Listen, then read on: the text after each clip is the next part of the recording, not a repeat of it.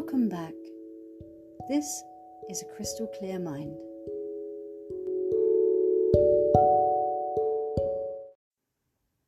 Hello my lovelies, how is everyone doing out there?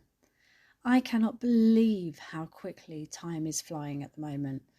February's already here, we're in full swing, we're already on our second new moon of the year, and man oh man, this energy is quite intense. It's definitely got a vibe of its own going on. What about you guys? How are you all finding it? I personally am finding that I need a little bit of extra TLC. I've kind of gone into a bit of a productive overdrive, which especially after January, where I was so sluggish and unwell and kind of unmotivated because I didn't feel 100%. I'm really grateful for this kind of kick into action attitude and inspiration, but I also have to watch out for burnout when it comes to this sort of thing. So I've been working on cleansing my aura and sort of ridding myself of the debris that you pick up off of other people and from the world. I've been drinking my herbal teas and spending as much time outdoors as possible, which, considering the weather in the UK is about as miserable as you would expect it to be in February, is quite difficult to do, but any daylight's good daylight. So today, stroke tonight, I will be pulling out my journal. Depending on my sort of time schedule, I will just work it into a moment, whether it's day or night, doesn't matter, as to when I can fit it in. I'm going to work through these emotions that are whirling around. Most likely, I will surround myself with candles, not only because it sets the mood and the tone for me, especially when I've got a blanket and my fluffy socks and my herbal tea as well, but, you know, they're lovely and I absolutely adore being around them. It's lovely. So today / tonight, depending on my schedule and when I can fit it in, because in all fairness, it's got to work with you too, I'll pull out my journal and I'm going to work through the emotions that are kind of whirling around at the moment. Most likely I am going to surround myself with candles, not just because it sets the mood and the tone for me. You know, they're absolutely lovely and they smell nice. I will also, as I do each day, practice my gratitude. I will definitely, as I do with all new and full moons, I will bathe specifically to cleanse the debris off of my aura so I can walk out of the shower a little bit clearer. And I've been trying real hard to get some good patterns in place through January, again, being so unwell and sort of lethargic. I did find it very hard to maintain it, but I have done it through January and now into February. I try to get my yoga in once a day. I'm not doing long, lengthy sessions at all. I'm keeping it quite short and succinct, but it's helping, and I find from my mental state it's much better. I'm also trying to attempt earlier bedtimes, which I find so difficult to do. I am the sort of person that sort of go all day, and then it comes to the night time when I feel like I should be switching off now, and that's when my brain decides to sit there anxiety ridden, telling me that I haven't done this, you forgot to do that. Oh, you know what you forgot to do? Right, let's get up and do it now. So I've been trying to just eke my earlier bedtime in a little bit at a time, just sort of 5 minutes, 10 minutes earlier each night. All things that are very important for a healthy mind. Now, I don't believe in New Year's resolutions at all, but I love the concept of setting my intentions every month, twice a month, with each full moon and each new moon. This to me makes way more sense. It has a better flow to it than making promises at the end of a year that's supposed to sustain itself and come to fruition by the end of the year. I find that setting your intentions each month is far more aligned with what you've currently got going on, or what you're going through, where you want to aim for, and it honours what you've also been through. So today, my intentions will also be set for the month. It's going to be a very interesting phase, this one.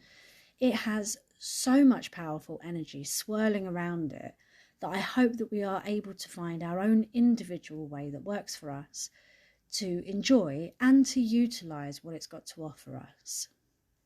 So here we are with today's Aquarius new supermoon.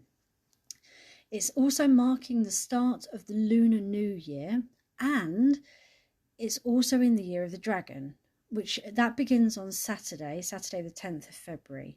And in the Chinese astrology, this makes it a very, very lucky year for us. And although we will, of course, still be met with obstacles under the year of the dragon, what it hopes for is that we will find confidence and purpose and success in these obstacles.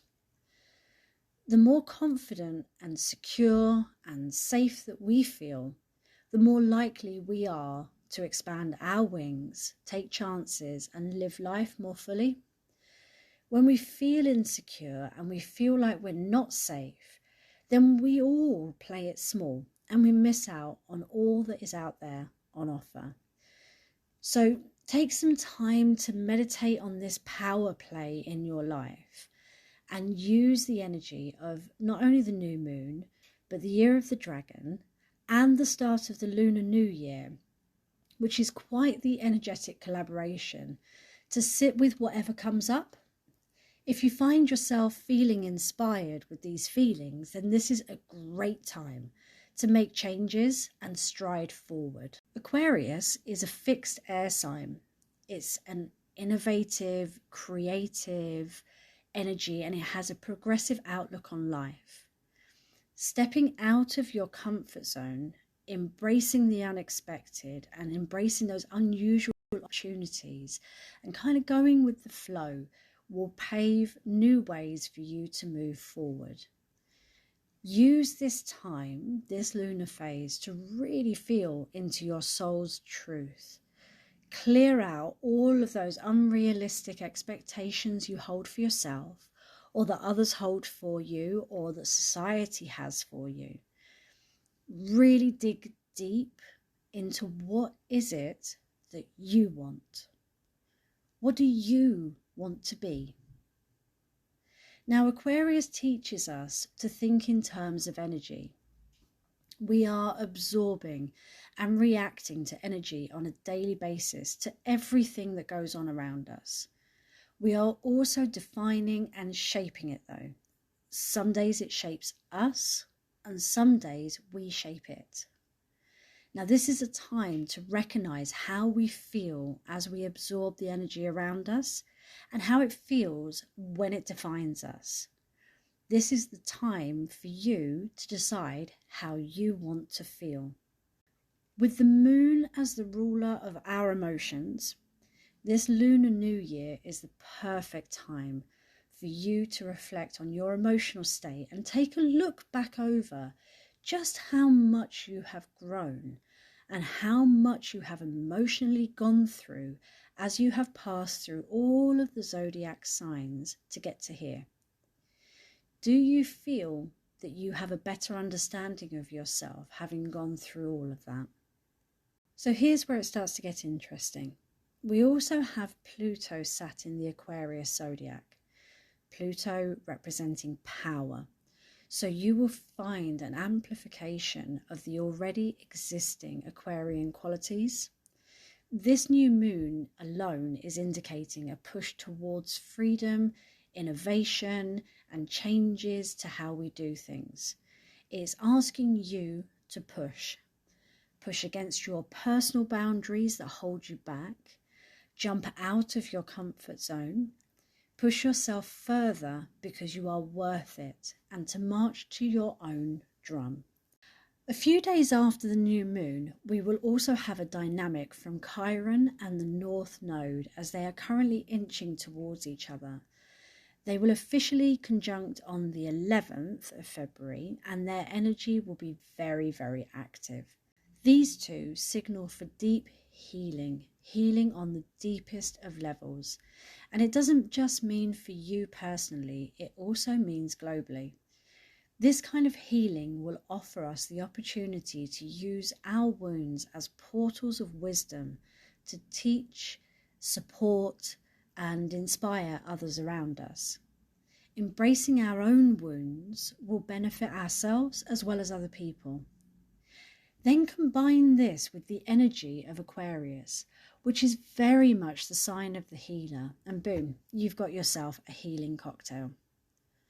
The downside to all of this is that this inspired and magical energy, it can have a tendency to come across as a bit abrupt and a bit harsh. It can sometimes feel a little sharp, which can set off our triggers, making us want to retreat and to stop pushing ourselves any further. Uranus, which is Aquarius's ruling planet, is also active under this new moon, and this can bring us waves of instability and kind of like a shakiness. Something may change all of a sudden and make us have to reconsider our plans or think fast on our feet. The upside is not everyone feels these energies the same way at the same time. So if you find yourself feeling the shadow energy and leaning towards the intensity, just step back, breathe, and take time for yourself and work on that self-care and bring yourself back into alignment. It's all energy, and energy can be altered. You might find yourself feeling a little frustrated this month, but what I want you to do is use it as a chance to observe your habits with an objective perspective, and then to clear out any unhealthy patterns. Most of all, this new moon wants to embrace and celebrate your individuality and the uniqueness that is you. Focus on what makes you happy and what makes your heart sing. The key here for this lunar phase is to go with the flow. We all know that great changes, upheavals, new beginnings, making huge decisions can always be scary, but it leads to new things. It makes space for other things to come into our lives. So if you can flow with it, if you can find it in you to flow with this energy, you'll probably find yourself feeling a sense of intense freedom and innovation. Releasing control and trusting the process is truly key here. Embracing those changes can give us an immense level up. Now, Aquarius is represented by the water bearer, which represents the emotions and the energetic debris from the world being cleansed and then being returned back down to the earth. This cleansing and grounding gift will be very strong this month. And add to that all the other planetary energy that I've just mentioned. And the power here is huge for life to become more peaceful and more aligned. If you're like me and you're going to work with your crystals, my suggestions for you to work with this month are labradorite to protect you whilst welcoming change. It's a tremendously spiritual stone that will help you regain energy whilst aiding in spiritual healing. I would also recommend moonstone. It carries a healing feminine energy that can really put you at peace. It's an amazing stone for making your manifestations bountiful, which when you're setting your intentions and you're trying to manifest those ideas, it really is a great stone to work with. It's also good for helping you to accept and embrace change and to see the positivity in the world. And the third one that I'd recommend is to use smoky quartz. This will help you to focus on your personal and your spiritual growth. It's thought to bring emotional stability whilst facilitating positive, practical thinking with clear insights. So this will really help you whilst you're digging deep into all those emotions.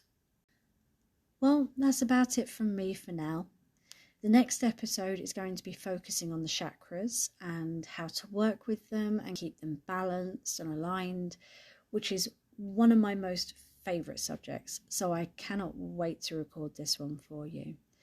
But until then, my lovelies, be kind to yourselves and enjoy today's fresh start.